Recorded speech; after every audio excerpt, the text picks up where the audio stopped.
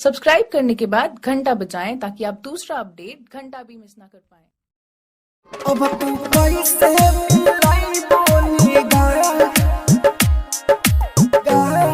ए जान कौन डीजे कंचन राज मुजफ्फरपुर। गलती भाई हमर जिंदगी ए जान कोई देलू बीरान माफ तोहरा के करे नहीं भगवान साथी छोड़ी धैलू दोसरा के बात ए जान कौन गलती भइल अब तू कैसे मिलाई बोली गा ए जान कौन गलती भइल हमर जिंदगी ए जान कोई देलू बीरान mix by AG recording studio. ए जान कौन गलती भइल डीजे कंचन राज मुजफ्फरपुर। ए जान कौन गलती भइल हम ता प्यार में तहरे दीवाना रही तहरे चलते त छोड़ले जमाना रही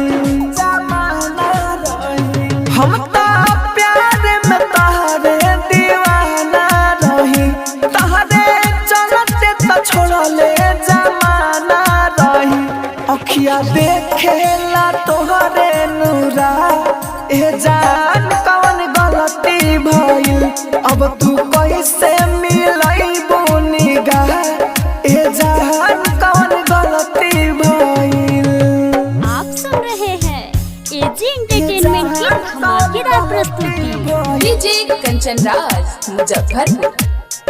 ए जान कौन गलती भइल सबे तोड़ देलू आदा कसम क्रिया खाई माहिरे मुकस न तोहके भूला कब पाई